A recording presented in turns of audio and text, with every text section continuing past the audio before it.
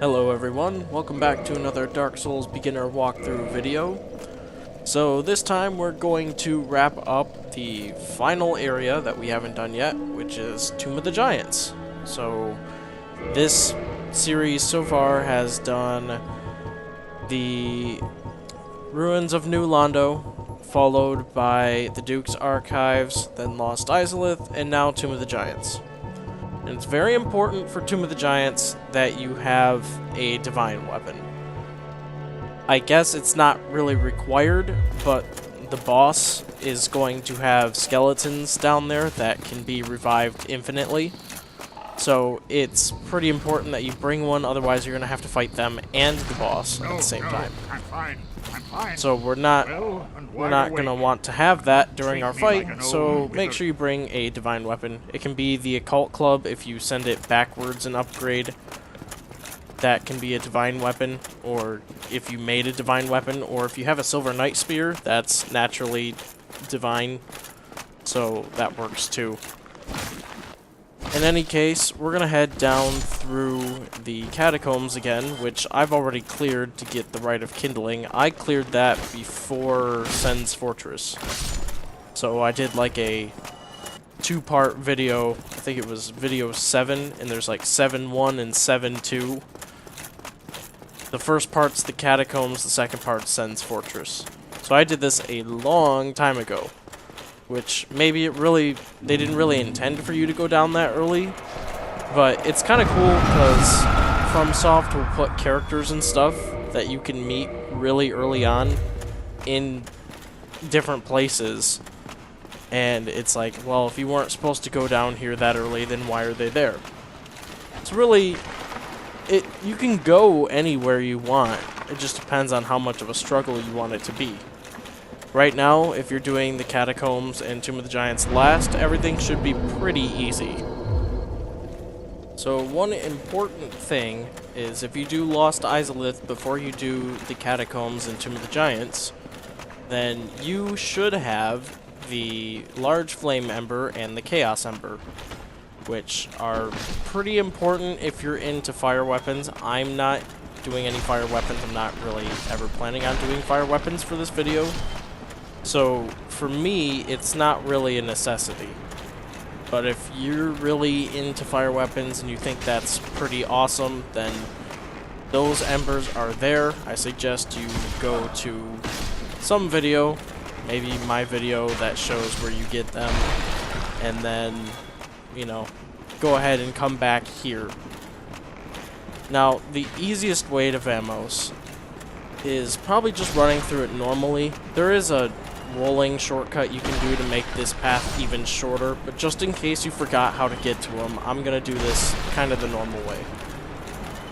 And remember, I've cleared the Catacombs, so all my necromancers are dead, so none of my skeletons are returning to life, which means I don't have to worry about a divine weapon right now. If you haven't done the Catacombs, I suggest you watch the Catacombs video, which will go through all of the Catacombs and kill all the necromancers and everything.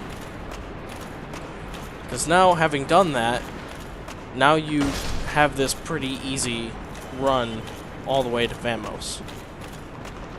Now, the only thing you have to worry about when getting to him is this fall, which can still kill you.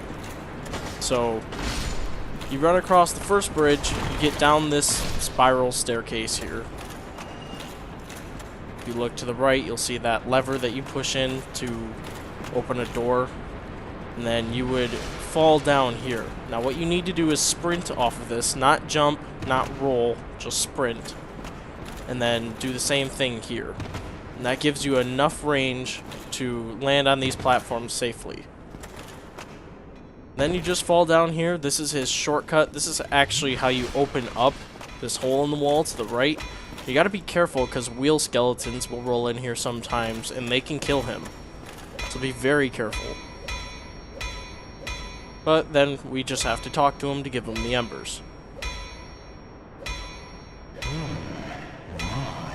Is that an ember from New Londo? And a fine ember it be. What do you say? Why not leave it with me? I'll give you a flame to feast your eyes upon.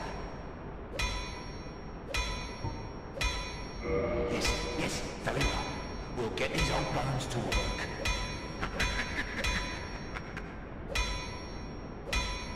Now you have to leave and then come back to give him the other ember. I don't know why he says the large flame embers from New Londo. It isn't. An ember unlike any that I have seen. A very curious pattern. Could it be the flame of the legendary witch? I know. Suppose you left that ember with me. Old Manos would never let you down. No, not ever.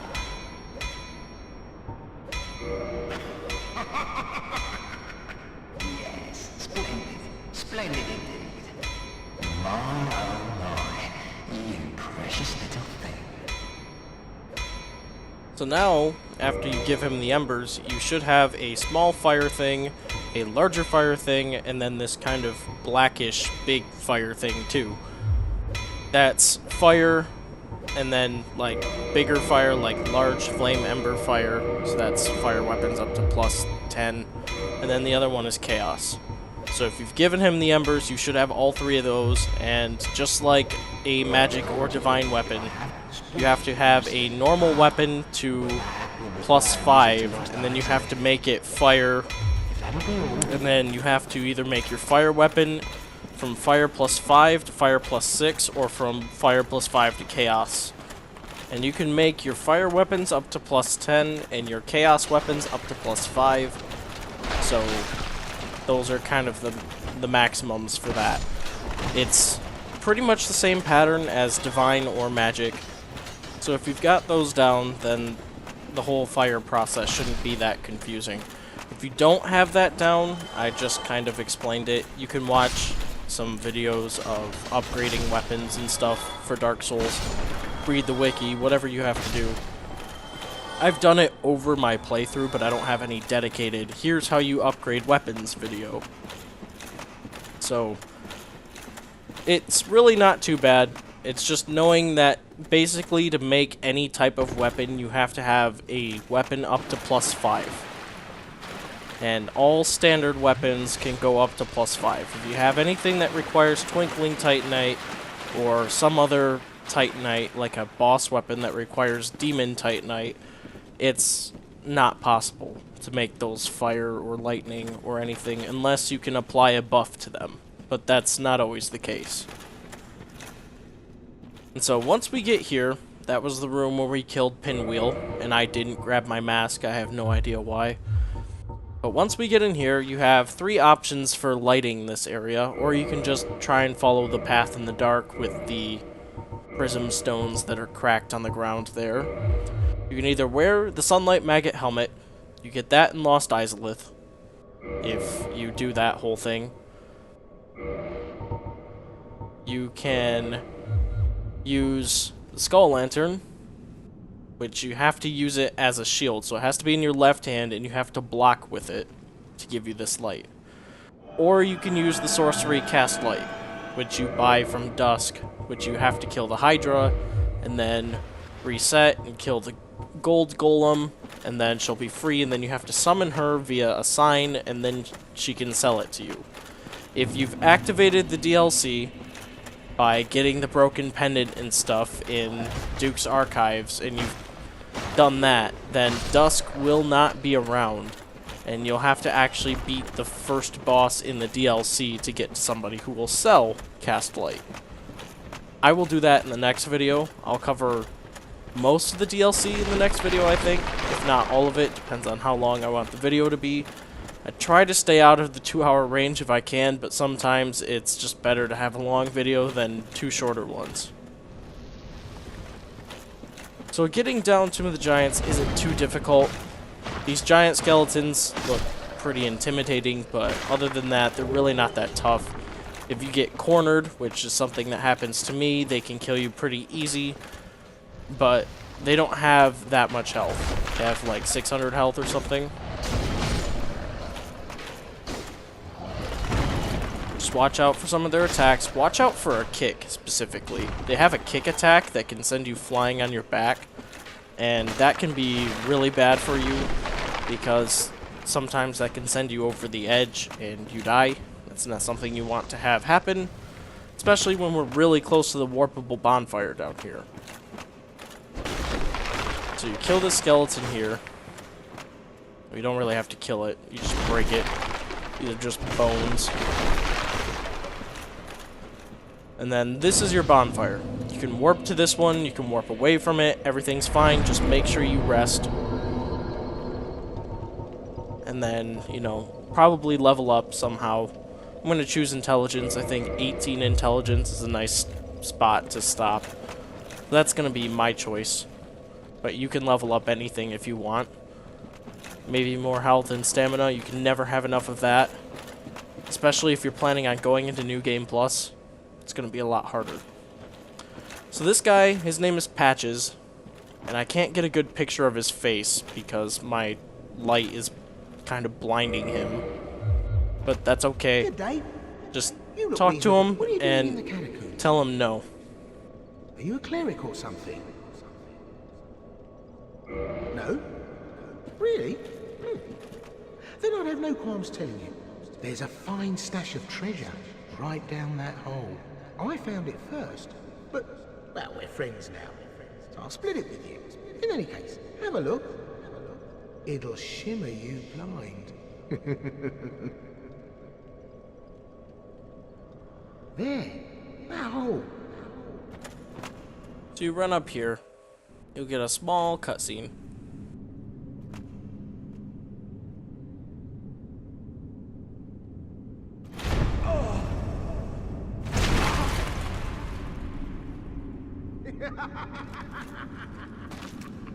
This is what I do, my friend. The trinkets I'll be stripping off your corpse, that's the real treasure.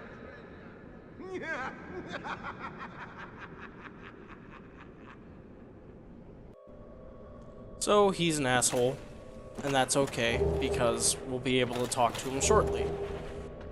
It's worth noting, if you don't have a light source, you make it down to this point, they give you a skull lantern. Now, the skull lantern is maybe a little bit better of a light source, depending on how you define better. It gives you kind of a pathway to follow. If you use the skull lantern, you'll see like these blue orbs guiding you along the walls. And it shows you the boundaries and stuff, whereas the other light sources don't do that. But with the other light sources, you don't have to really change any of your gear. You have to either wear a helmet or you have to cast a spell. So you might have to change your gear, but it's not too bad. The light thing, the blue lights on the walls, looks like that. And those just kind of show you the path you can take. Oh, more bone towers. Oops. If you're a strength build, like if you're using a giant club right now, everything in here should die pretty easy, because skeletons are weak to strike damage. So that's pretty much all clubs, and pretty much most heavy weapons have a strike damage. So you're going to be having a lot of fun down here, because you'll be able to one-shot most things. On top of the fact that they don't have a lot of health, so even if you don't have a heavy strike weapon, if you can do a lot of damage, then you can one-shot a lot of stuff down here. Are you? Thank goodness. Please be careful. There are two fierce hollows not far from here. They were once brave knights, my former escorts. Who would let such strong spirits be hollowed so? Heavens, is there nothing at all to be done? You're no hollow. Thank. So this is Rhea of Thorland, or Rhea.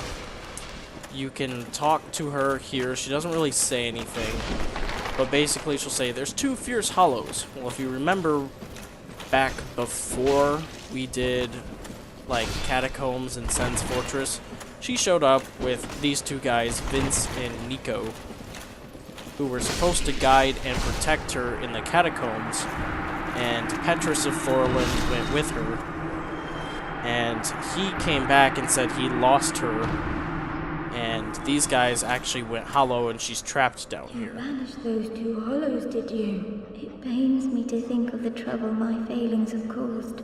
I am certain that both Vince and Nico are grateful to you. Thank you so very much. Here, these belonged to them. You deserve them more than I. she'll give you a miracle. I am certain that... Thank you. And she's really happy that you killed them. It's important to note, if you're looking to like buy some higher level miracles, you have to kill the boss in this area. That's how she moves out of here, so that you don't have to come down to Tomb of the Giants every time you want to talk to her. Plus, nobody wants to be down here anyway.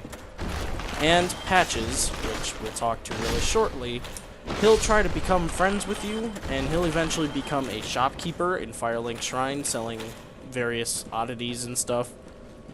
And he also moves up to Firelink Shrine after you beat this boss. So this is more your cleric side of things. You're going to get more divine stuff. You're going to get white titanite chunks. You're going to get a white slab.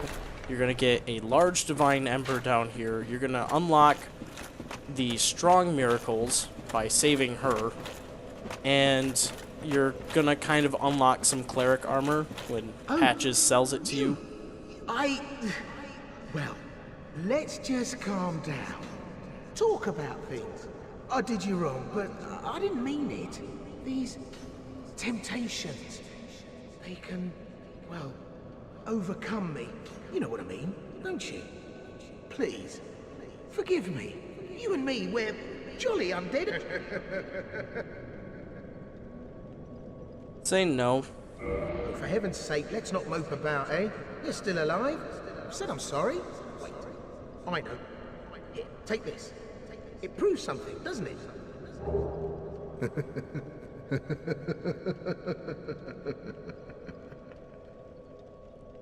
So, Patches, he is a unique character. I did you wrong, but I didn't mean it. These temptations, you know what I mean, don't you? Please, forgive me. So, he's a unique character, and there's somebody down here. That's weird, I never see people down here.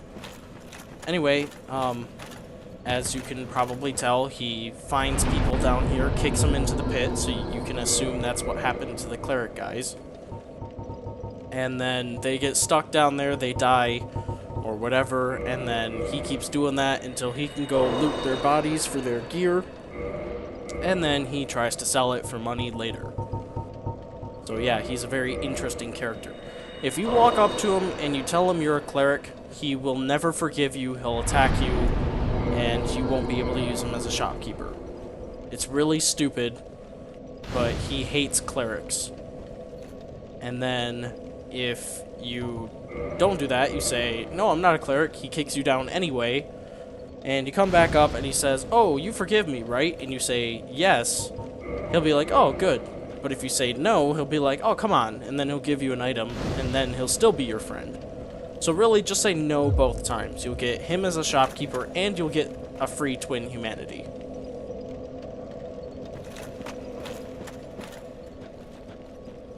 Another really cool thing about Tomb of the Giants, even though it's really dark, it allows you to see the outside areas really well. So like, by that bonfire, you can look out and see Lost Izalith, which is pretty cool. And then you can see Ash Lake from here as well. Kind of. You'll be able to see it better later. Now, that skeleton, you saw him crawling around. He's pretty scary looking. That's a skeleton beast, or a bestial skeleton or something like that. I just call them skeleton beasts. And they are the most devastating unit down here. In terms of things that you're going to have to fight, they're going to be the toughest. Because they do a stand-up attack that one tried to do. And if they hit you with that, they can kill you with that one attack. But they don't have a lot of health. They have, I think, about 600 health. So if you can shoot them from a long distance away, or if you have some really powerful magic, you should be able to pretty much one-shot them. Or if you have a super strong weapon. We can see there, that was him starting that attack, and he only hit me once. I lost half my health. So it's very dangerous to be down here with these guys. Even using my pyromancy. So they don't have like 600, they have like 400-ish. Maybe 450.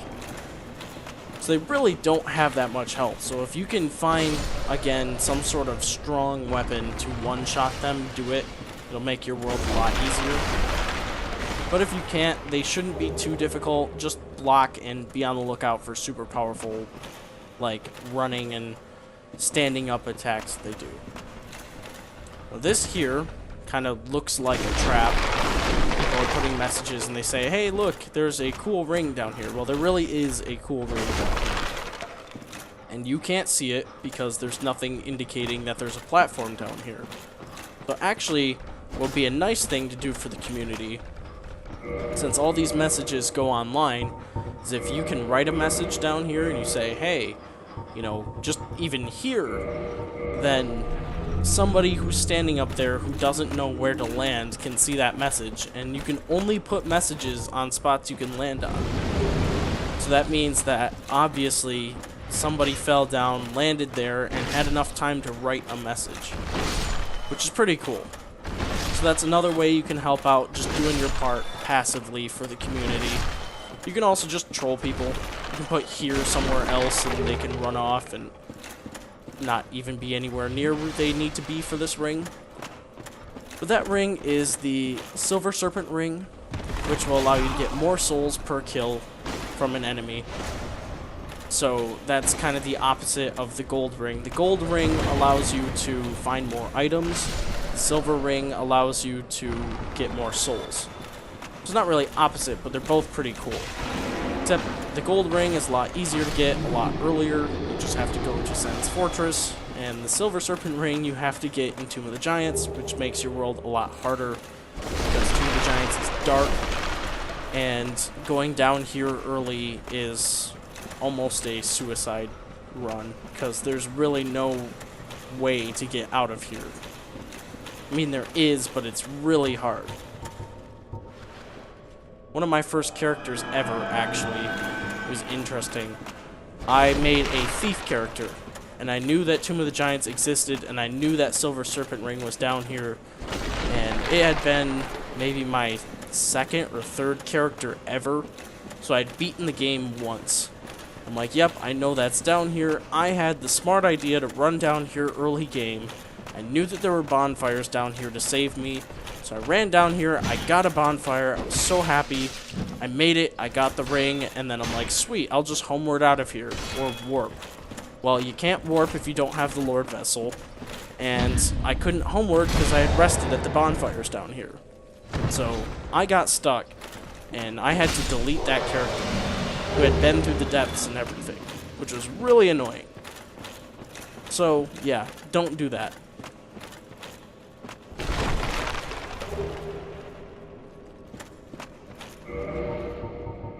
And as most unique areas have, there's usually a Black Knight somewhere.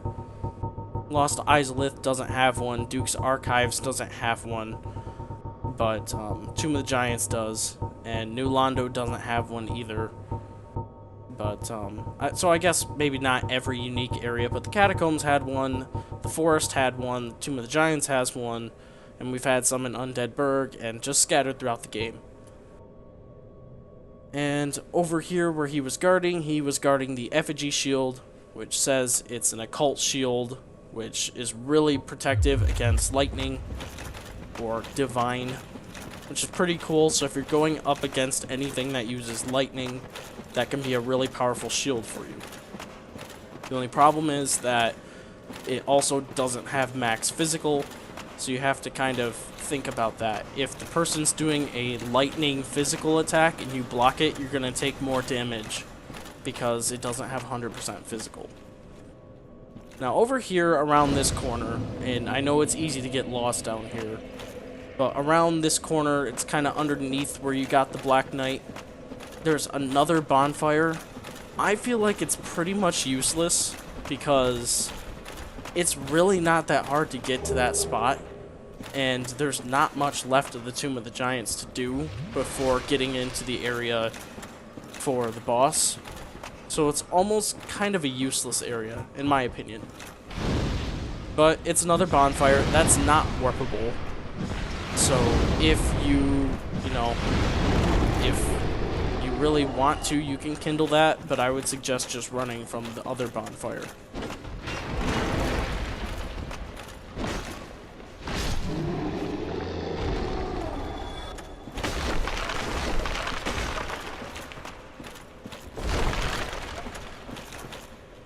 In fact, we're actually reaching the end of Tomb of the Giants, like, right now. Or at least the kind of tomb part.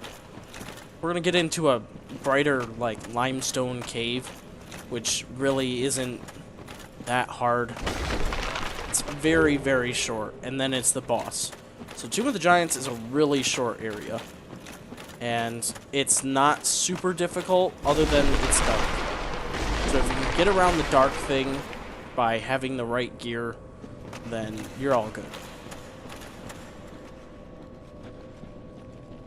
And like I said, around here you can actually see Ash Lake off to the left, which is pretty cool. I like the fact that you can see the other areas in the game.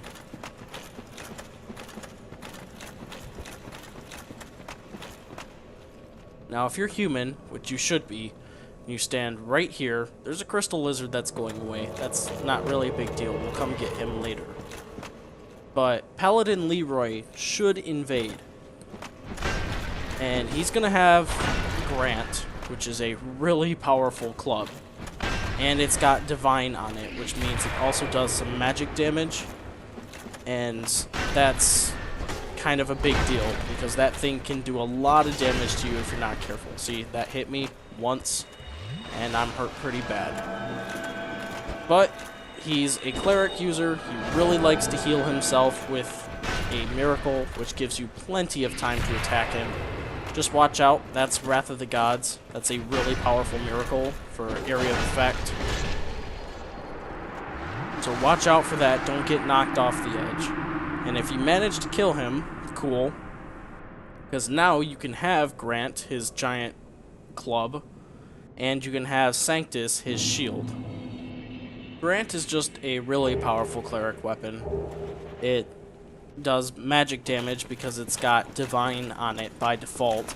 It's definitely a strength weapon, and its special attack allows you to use Wrath of the Gods at the cost of some durability for it.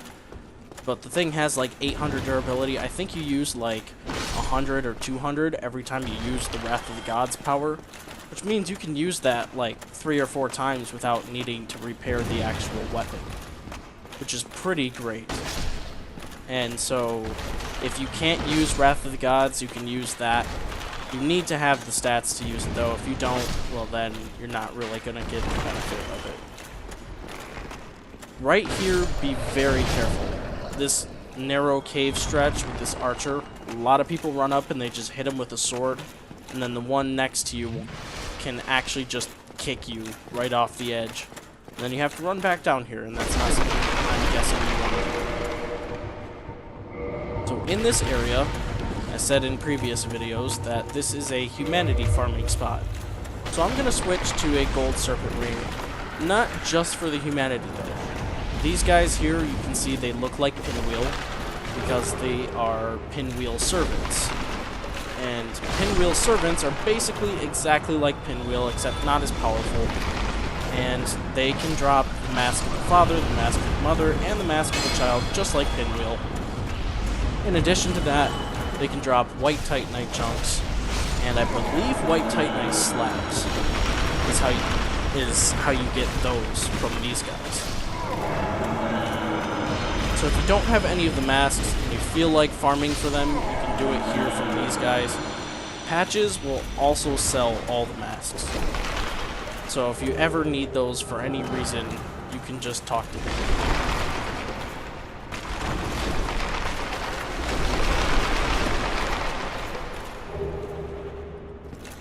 But, you know, Patches, again, he's not a shopkeeper until after you beat this boss. And that is the fog to the boss, in case you couldn't tell. So, yeah, we'll worry about that later. There's still kind of the upper half of Tomb of the Giants to explore. I didn't do that yet. I decided to go down towards the boss first, and then do the upper part.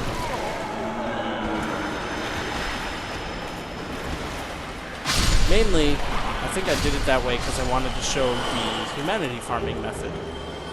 Right there I got the Mask of the Father, which is pretty cool because those aren't the most common drops from the Pinwheel servants.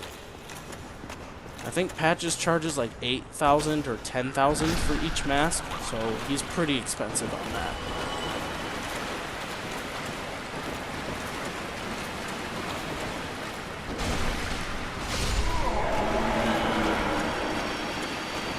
So really, if you're planning on farming humanity from the baby skeletons, all you have to do is just make sure that all the Pinwheel servants are dead. You don't want them sneaking up on you and attacking you when you might be close to dying.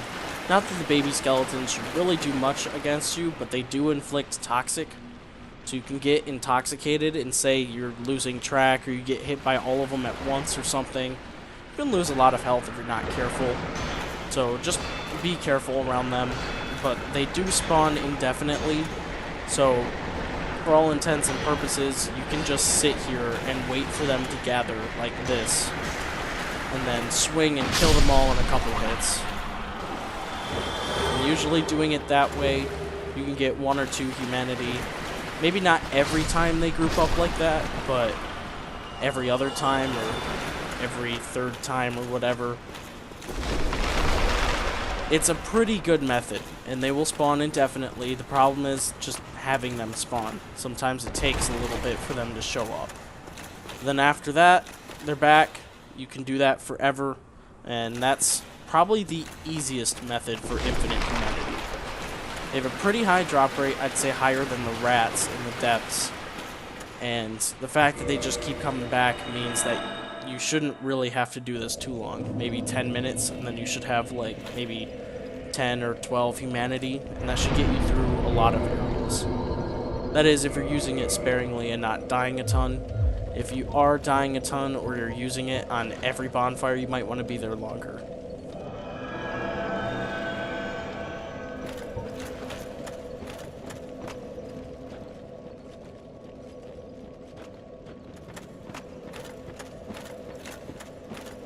So now we're going to go up.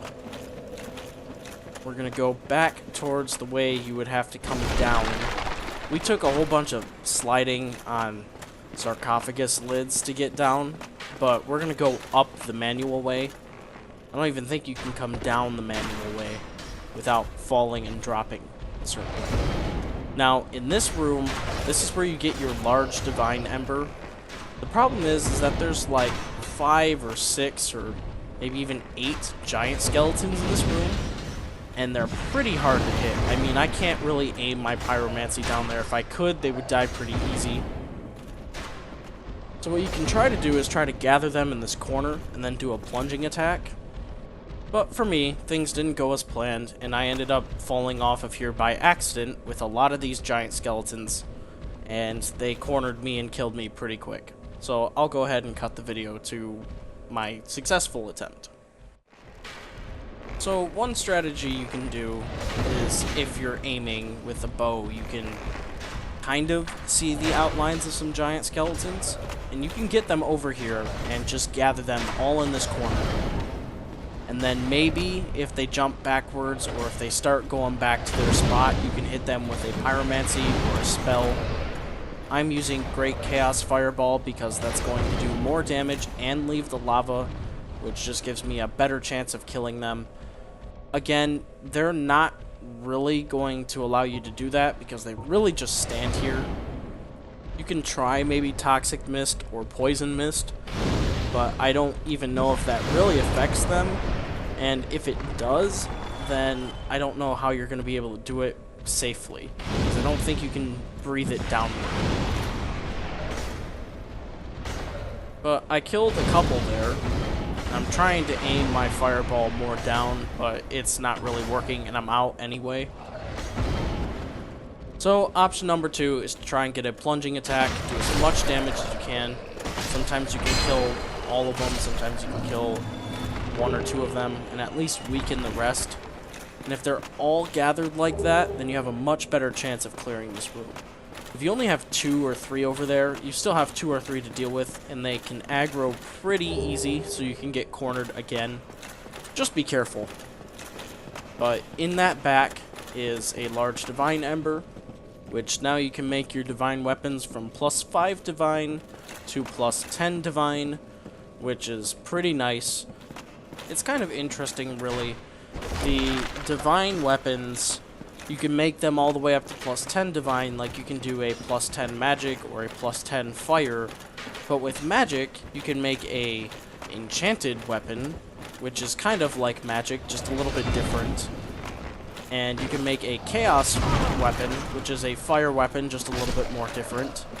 I think with chaos, it scales with how much humanity you have, I think is how that works. I don't remember. And I think enchanted is you get either magic damage or physical damage based off of your intelligence scaling. Either that or it just adds a base magic damage. I don't remember actually. But with divine, when you get your large divine ember, you can make a +10 divine, or if you get the dark ember, you make a +5 occult for max. And occult is kind of like the complete opposite of divine, which I talked about that in a previous video, so I'm not really going to get too much into what occult does, but it's pretty interesting, I think, to just kind of see divine, which is all about using magic and stuff, or godly powers to do some sort of magic damage, to occult, which is completely against the divines and all of that. So this upper path, really the most significant thing you need to get is probably the large divine ember. The rest of this really isn't that important, but if you wanted to leave Tomb of the Giants to get into the Catacombs, so you didn't want to warp out and then try and run back down into the Catacombs, you'd have to go up like this. As a low-level character, if you get stuck in Tomb of the Giants like I did, this really isn't an option for you. I mean, you've got giant skeletons and stuff to deal with, and for my thief character anyway, having like a +5 bandit's knife and skeletons can't bleed, this was kind of a terrible spot for me to get stuck in.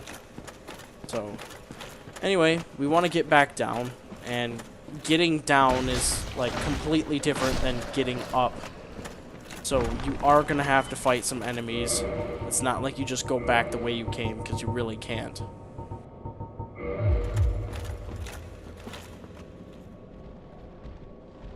And I'm just double checking, making sure I got the items. I know there's one more item I can get, and you have to get that on your last slide down towards the bonfire.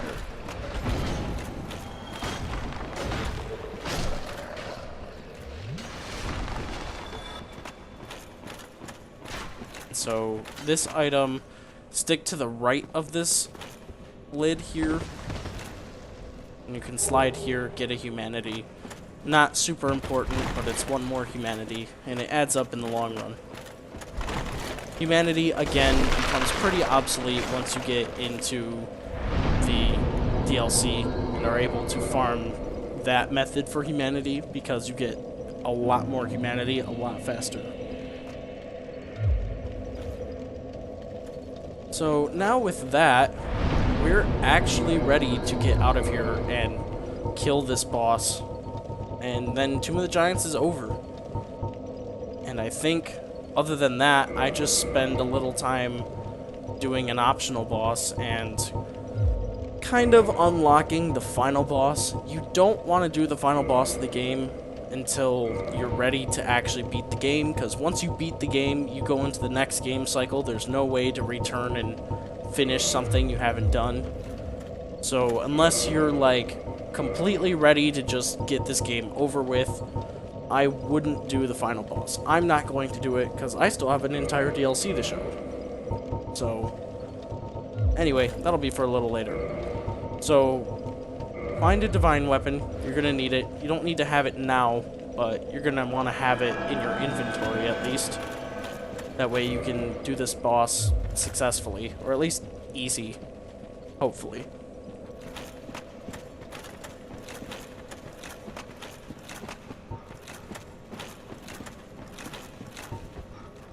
And for Tomb of the Giants, really, like I said, this first run from the bonfire to the boss is not that bad. You can pretty much run past everything. Like once you kill that first skeleton beast, you roll down here into this hole. You stick close to your path down, stick tight to the wall here. Stick close to the path down, tight to the wall here. Stick tight to the wall over here. going down. Here's the hole with the ladder. Roll down. And now you're out of the actual tombing part, and you're onto the cave area.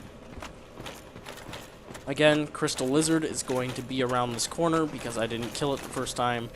So if you also missed it, be prepared. You want to kill that. Twinkling Titanite, green Titanite shards. Mainly the Twinkling Titanite's what you're going to want.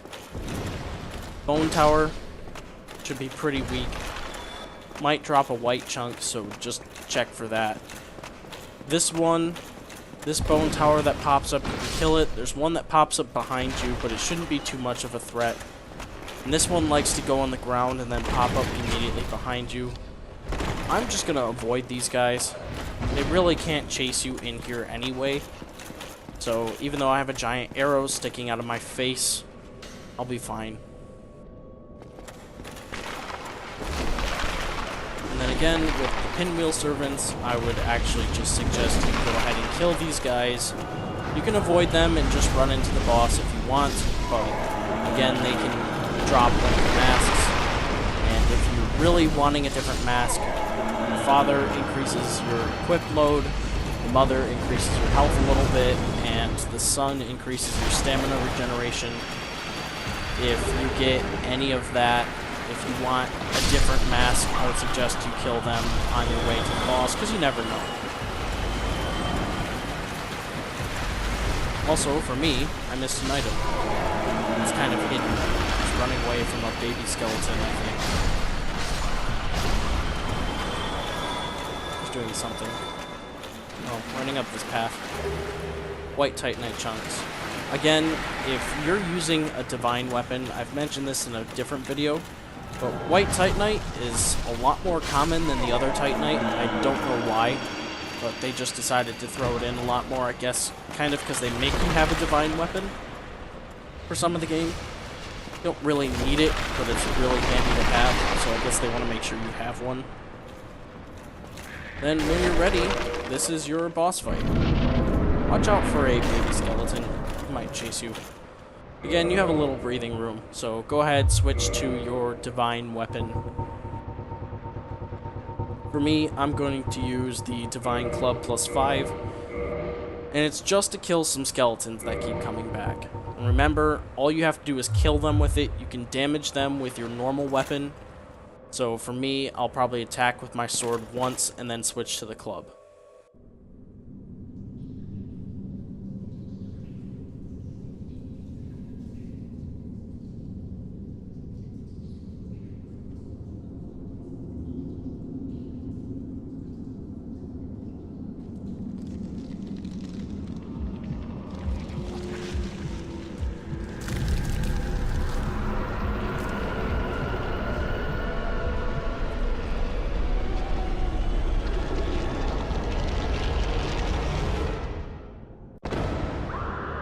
So first thing we have is Gravelord Nido. Now he's going to be really annoying because he's going to do this the entire beginning part of this fight. Whenever you get a certain distance from him, he's going to do that scream, and then he's going to stab into the ground. The timing on that is kind of weird, and it really helps if you can see him, because if you can see him doing that attack, then you know when to roll. Really, what's probably going to happen is you're going to get hit by that 5 or 6 times, so just make sure you get some room, have some poise that'll help a little bit, and then work on killing the skeletons before he shows up. And just make sure you heal. Now, Nido is probably the most intimidating of the bosses since he traps you in a corner, and you really can't get anywhere that easy. He's also got the skeletons that are attacking you, and you're like, oh man, how am I going to deal with all this? Now, Nido himself is actually pretty weak, and so even though he's really intimidating, you got this music that's playing, and he's all big and huge and does that stab into the ground, he's really not that difficult. Now, if you move too far from this side of the cave that you're fighting in, he has giant skeletons on the other end of the room, and I believe he brings those back to life too. So you'd have to kill those with a divine weapon so that they wouldn't come back. What I suggest, though, is that you go ahead and try and fight him over here, and stay over here.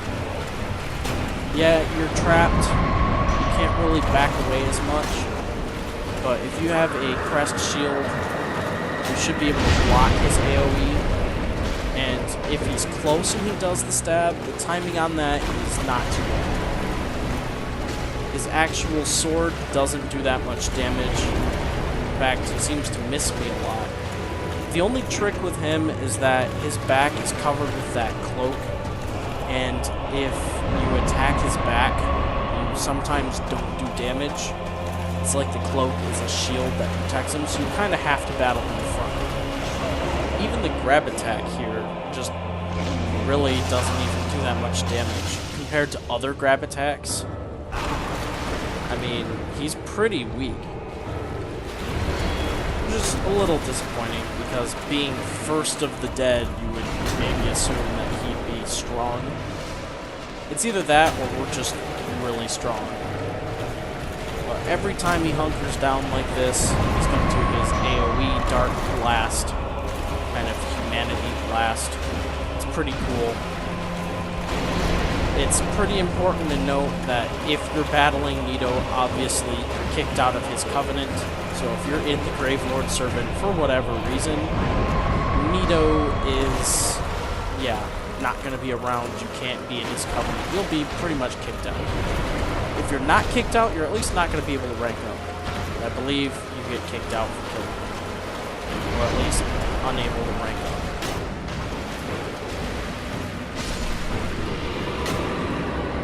So while he's scary, and while you're kind of trapped in an enclosed space, his most powerful attack is probably that screeching stab. If you can avoid that, then you should be okay. And with Nito dead, that is your final lord that you have to kill. Provided you go the same way that I did, anyway. You can see the bones over here. These are the giant skeletons. They die after you complete the fight. But they're really not that far from where we fought. We fought right here. I think, no, right here. This is where we dropped in at. You can look up and see. But we dropped in there, and if we went too far this way, we'd run into giant skeletons, and that's another fight you don't want to do. Over here, if you killed Paladin Leroy as the invader and summon him as the phantom for Pinwheel. Actually, I don't even know if you have to summon him for Pinwheel, but you get his armor. And now we'll go back to Firelink Shrine.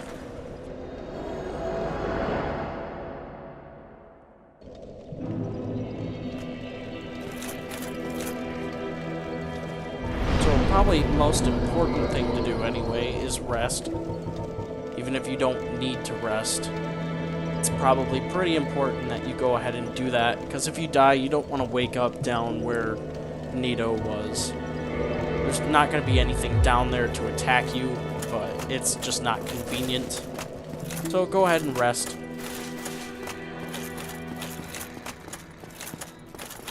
I'll talk to Petrus, but he doesn't say anything new. I'm sorry.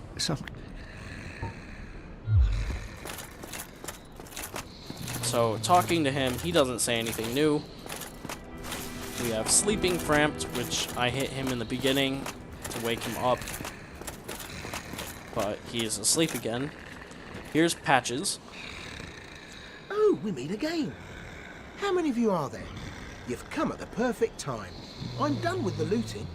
I'm a humble merchant now, and wondrous treasures have I, at a special price for you.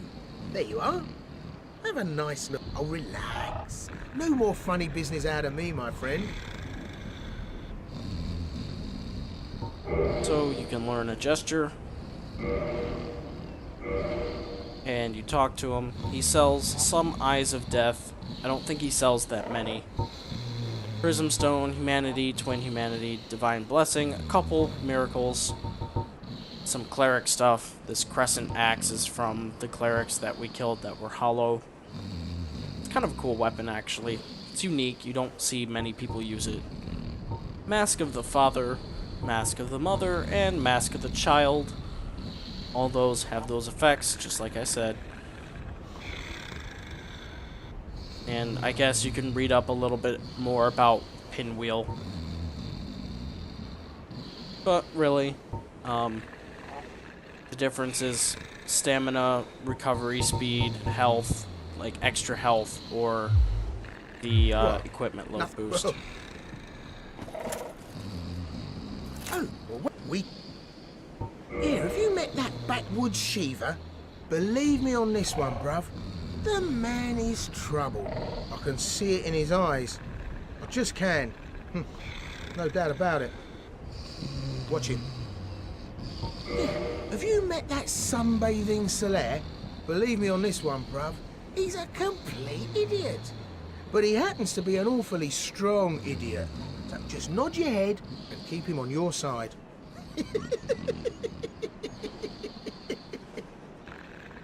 Wait, have you met Petrus?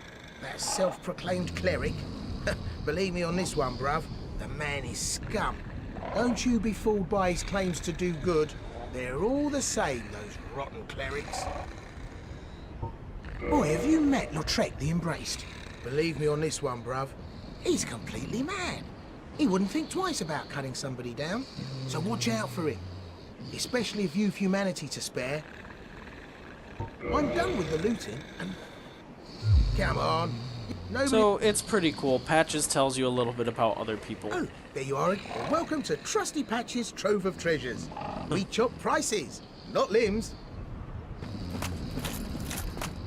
So anyway, he's a pretty cool character. Even though he screws you over, he's pretty funny. And he actually tells you some interesting stuff. And it's not really, he's not lying, actually. This Petrus guy, he and Rhea, the chick that we saved from the other clerics that were there, she'll actually get killed by Petrus if you're not careful. And by careful, I mean after she's up here, because that's who we're going to talk to next. She's up here. I don't know why she's up here other than this is a church and she's all into the whole faith thing. But she's up here, and if you talk to her, and then you talk to Petrus, he doesn't say anything, but there was one time I was making a cleric character, and I came up here after I rescued her, and I went to come back here, and she was dead. There was just an item waiting for me. I will never forget what you did. I am deeply indebted, for it was not within my power to save Vince or Nico. I cannot thank you enough.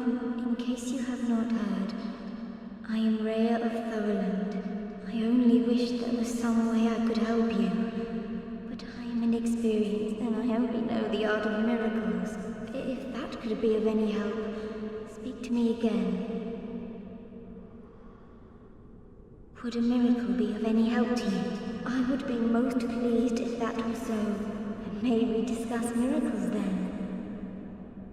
It's pretty funny, actually. She says she's of no use to you other than miracles, yet she sells the most powerful miracles. So, Heal and Great Heal Excerpt, those aren't new. Neither is Homeward or Force. Great Heal and Wrath of the Gods are, as you can tell by their soul requirement to buy. Great Heal just heals a ton of your health. And Wrath of the Gods is a really powerful area of effect, especially for high faith clerics. You only get 3 uses out of it, but it's pretty darn powerful. And she sells Seek Guidance and Magic Barrier. We have Great Magic Barrier, which you get in Ash Lake, which is just better. But, you know, Magic Barrier is pretty good too. It's pretty cool though. Miracles, if I haven't talked about it before, these are actually like stories. The clerics actually read a story about people overcoming trials, about heroes or about gods or whatever, and that gives them strength. And turned into hollows. My prayers did them no good. It is my ignorance, my frailty that has sealed their fates. Perhaps Petrus realized my weakness all along, and thus made the decision to abandon me. I can hardly blame him now. Vince and Nico... So she tells you that Patches kicked them into the pit, and Vince and Nico went hollow, and she was just down there, which makes sense because Patches hates clerics, and so he would kick them down there and say, yep, you're filthy clerics, I don't like you, so you get to stay down there. Now, again, if you talk to her, and I don't know, I think it might be after you kill your next boss, after she's back, if you don't take care of Petrus, he'll run up and kill her. And there's a few ways. You either, I think there's one time where you can catch him up there, like, and then there's items on the ground. He might say something. I swear he says something somewhere, but for me, he's not saying anything about her being back. But I know that he can kill her. Oh, this can't be. It can't end like this. So, in order to preserve your ableness to buy high-level miracles, because there is an achievement for getting all miracles, and Rhea is the only one that can sell you some of them. So if she dies before you have the chance of buying them, then you can't get all of them right now. You'll have to wait until the next game cycle and defeat Nito again, and then you can have that. But it's not something that I really care for. I don't like my characters dying when I think that I can go talk to them later. I've been screwed before, believing that I had the ability to go buy high-level faith things, and then, nope, she's dead. So, I am pleased to not see something you want to well. do. Is it something Kill Petrus if you're a cleric and you care about her at all. And here's Frampt. He's not going to say anything different, which is kind of weird. But you choose Warp, and he'll take you down to Firelink Altar. Then stay still for a moment. And remember, this is the place where he told us, go kill the lords, get their souls, come back, put them in the Lord Vessel. So that's what we did. Now we're coming back, and we can turn them in. I believe if you talk to him after you do that, he says something, but for whatever reason, I tried to talk to him here. He didn't say anything. Then I turned in the souls, and then I didn't go talk to him. And it was completely in my mind to go ahead and talk to him so that you could hear what he says, but for whatever reason, I didn't think about it. It doesn't even say anything right now. Is it? Farewell. So, anyway, turning in the souls is pretty darn easy. You just gotta make sure you have the 4 Lord Souls. So, it'll tell you Soul of Gravelord Nito, First of the Dead, Bed of Chaos, all of that. You can read up some interesting stuff about them before you turn these in, and can't read up on them. It says, Nito administers the death of all manner of beings, and the power of his soul is so great that it satiates the Lord Vessel, despite the fact that much of its energy has already been offered to death. And the Bed of Chaos, it tells you that the witch tried to duplicate the first flame, and created a being of chaos and fire, which created the Bed of Chaos. So tells you that basically, since you have the soul of all chaos, of all demons, then that means that obviously that's going to be enough to satiate the Lord Vessel. The bequeathed Lord Soul Shard from the 4 Kings, because Lord Gwyn was powerful enough to give his soul and still have a super powerful soul. So he gave a part of it to them. And then we have a Lord Soul Shard for Seath, who was granted dukedom and respected by royalty and all of that. Again, Gwyn tore off a piece of this soul that he found and gave it to Seath, which is still super powerful. Gwyn's is still pretty much the most powerful soul there is. So even after all that, it's pretty interesting to see that his is still the most powerful.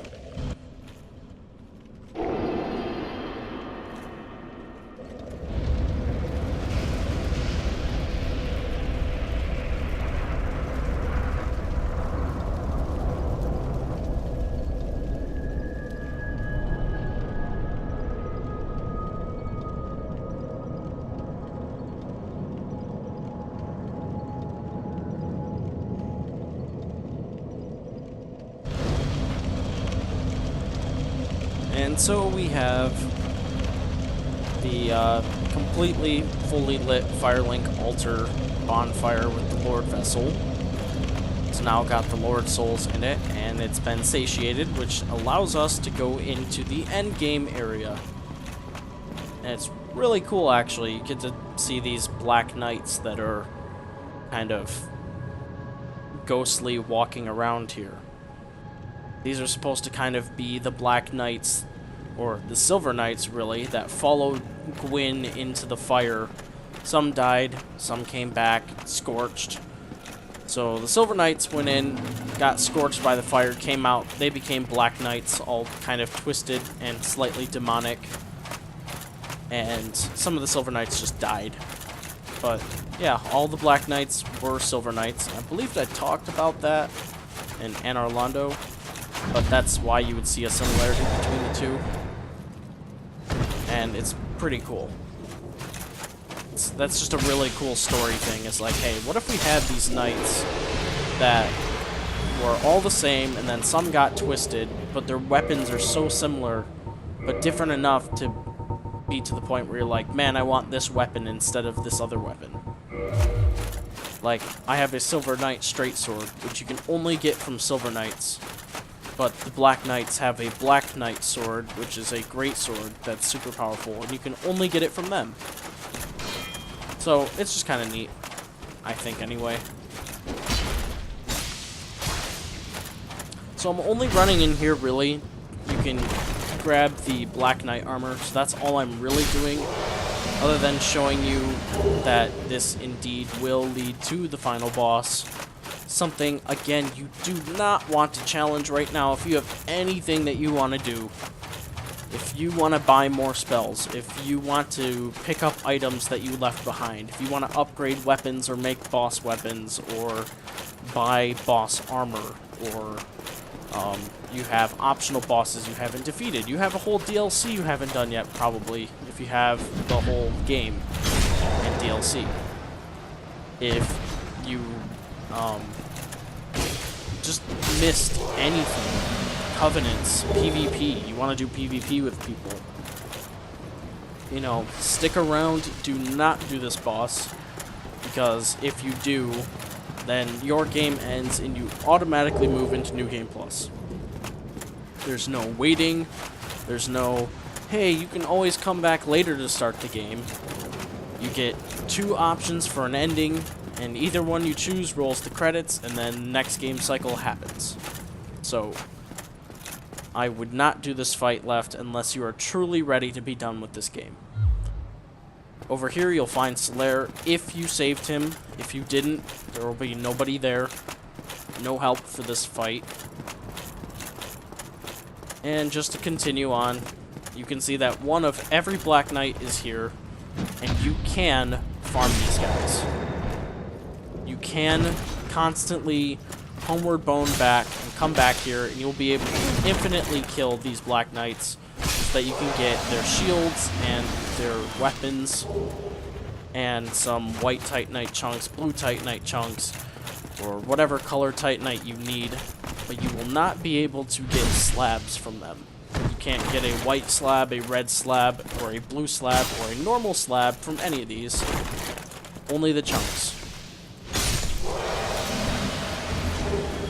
And those are pretty much guaranteed. So this is meant for you to farm. You get 2,000 souls apiece. They're not that hard to kill. And you get upgrade material for doing it. This is meant for you to basically level up and prepare for this fight. So I'm just showing you that all the Black Knights are down here. I grabbed the Black Knight armor, and I'm showing you where Solaire is if you want to confirm that you saved him and he's there. If you haven't saved Solaire, then he won't be there. So, anyway, you can kind of take a look around. That's the arena you're going to be fighting in for the final boss. But that's probably going to be a video or 2 away yet.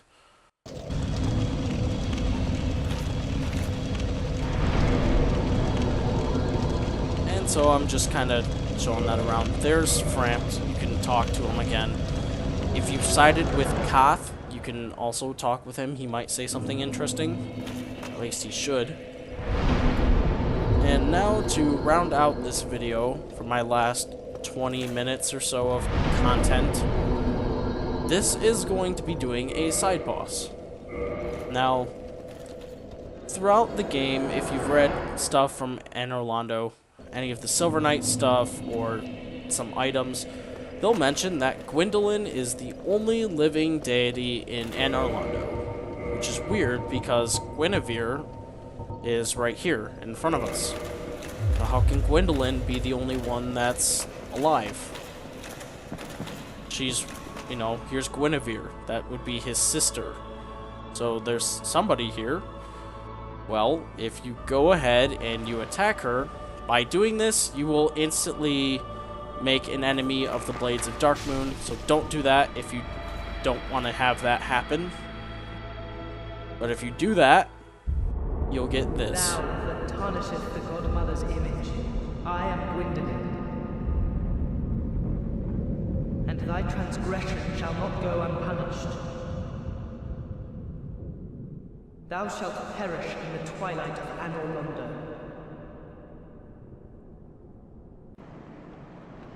Okay, so Gwendolyn is pissed. He is now a boss fight that you can do.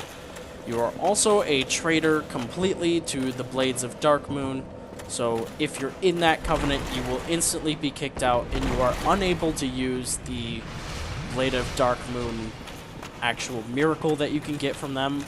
But you should still be able to use the talisman if you ranked up with them to rank 1. By betraying them, you lose half of your offerings.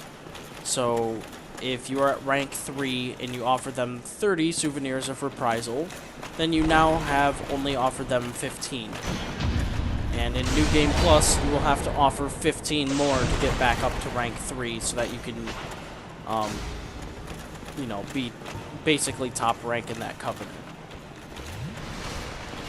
The next thing you're going to notice by shooting Guinevere is, other than it's dark, all the enemies that you're used to seeing are gone.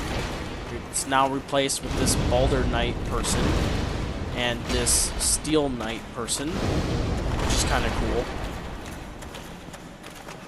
And during all of this, you're actually now more likely to get invaded. Because by betraying Gwendolyn and by being an enemy for the Blades of Darkmoon, you have now made yourself open to basically infinite invasions from the Blades of Darkmoon Covenant. Because your duty was to protect this. And since you didn't protect Guinevere, you didn't protect Anor Londo, now you're in Twilight Anor Londo, and anytime you step in here, you can get invaded. If you remember, when we joined the Blades of Darkmoon, it's not just a covenant you invade with the blue eye orb to people who are guilty. They basically become permanently guilty in this playthrough because there's Dark Anor Londo, and one of the items you got for being a Blade of the Darkmoon is you got a ring that said, hey, for people who are wandering through Twilight Anor Londo, then if they're doing that, you can wear this ring and you can invade them. And so basically people are online and they're getting summoned into my world because I'm a traitor and a trespasser. So what I'm doing to hopefully avoid having to do PvP with people I don't know to make this video run even longer, I'm just pulling out a homeward bone and whenever it goes dark, pretty much trying to quit my game. Now, Twilight Anor Londo does not take out everything. All the bonfires are still here, and the giant blacksmith is still here. And so you can still go to him, you can still upgrade your stuff, it's just that you're really likely to get invaded while all this is happening. See, I'm getting invaded again. Now, it's important to know that you do not have to kill Guinevere if you want to fight Gwendolyn. It's not required, it's not something that you must do, but you get more dialogue and more story and more interesting stuff to happen if you do it that way. I shall end your suffering here and now. It is the least that I can do. So, I'm doing this mainly for story. You see that the Lady of the Darkling here, she's using Dark Moon Blade. That's what that miracle is. And so if you want a weapon like that, you have to be in the Blades of Dark Moon, which you just betrayed. So you can't use it even if you did have it. You get a Firekeeper soul from her, which means that the Anor Londo main bonfire is now dark, and you can't rest at it. And, yeah, so you get some dialogue from Gwendolyn. She says some stuff about betraying a deity, and when we do the Gwendolyn fight, his opening scene will be a little bit different because we killed Guinevere. If you didn't want to kill Guinevere, you could still run down here as long as you remove the illusion, and you can enter through the boss fog, and you'll have a slightly different opening scene. But Anor Londo will still remain sunny, even if Gwendolyn dies. Heretic. First thou offendeth the Godmother, and now thou see fit to trample upon the tomb of the great Lord. I am the Dark Sun, Gwendolyn. Let the atonement for thy felonies commenceth.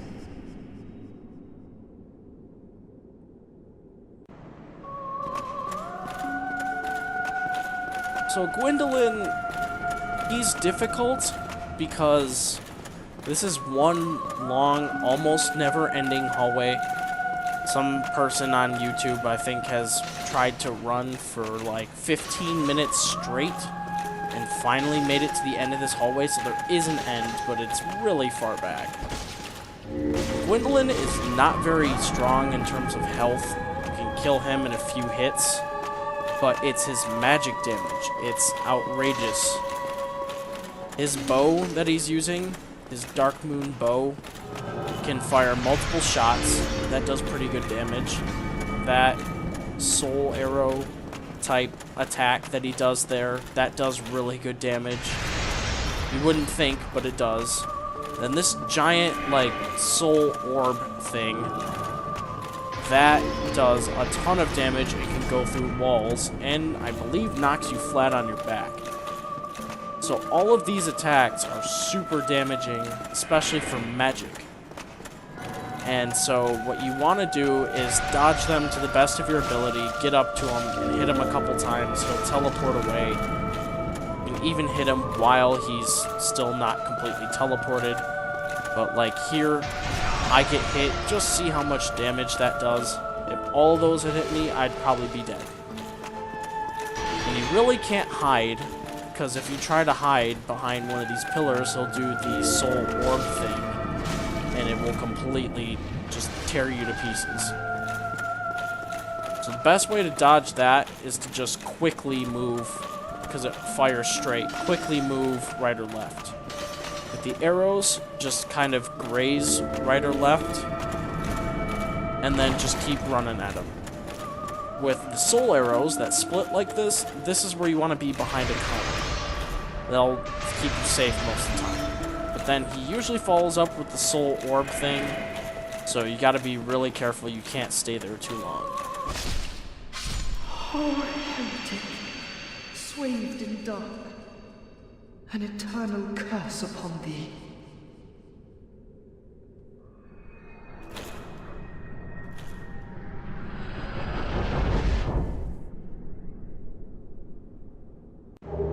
And that is Gwendolyn. He's not very tough for health, but it's all about knowing his magic attacks and dodging. Plus 40,000 souls. Now, if you didn't kill Guinevere, Anor Londo should still be sunny even after you kill Gwendolyn. You still fail the Blades of Dark Moon and are kicked out of the Covenant, and the Lady Darkling will be pissed at you, and so you'll lose that bonfire too. But by doing that, you get his soul, you get Sunlight Blade, which is a slightly different miracle. You get the brass armor, which is what the armor that the Lady Darkling is wearing. And then in this chest, it's just empty. I don't know why it's just empty, but it is. So, for ranking up with Gwendolyn and doing the Blades of Dark Moon, ranking up to +2 in that covenant, you get Darkmoon Blade, which applies magic damage that scales with your faith. Scales really well with your faith, like super high with your faith. But it's magic based. It's magic damage. So it's like if you put magic weapon or crystal magic weapon in your sorcerer on. Except it's Darkmoon Blade and it does magic scaled from faith. If you kill Gwendolyn and you pick up Sunlight Blade, your weapon actually gets coated in lightning. So you do lightning damage that scales from your faith, which is pretty cool too. Plus, you get Gwendolyn's soul, and you can either make a catalyst from it, or you can make a bow. And I'll make the bow, but I don't make it in this video. But that's a boss fight we could have done for a long time. It's a boss fight I've been meaning to do. It's just my other videos have been so long, I really haven't had the time to go do it afterwards. So that is officially the end of basically everything you can do in the base game. You can do PvP, you can rank up with other covenants, you know, try the Dragon Covenant or whatever. You can, you know, just try and pick up whatever you missed. It's also, I wanted to show this, if you choose not to, you can come down here without Frampt eating you and just fall down the hole. But it doesn't show up behind you. Not that that's really important, but it just means that Frampt isn't there. If you place the Lord Vessel that way, actually, Frampt and Koth get pissed. They both don't trust you because you did it yourself or something. So, yeah. I just wanted to show that. It's kind of cool. But anyway, that's going to be the end of this video. So that pretty much wraps up the base game, like I said. And next time we'll cover the DLC. I'm still not sure if that's going to be one giant video or if that's going to be two separate ones. Maybe two separate smaller ones. We'll see. But other than that, I hope this was helpful, and I'll see you next time in the DLC.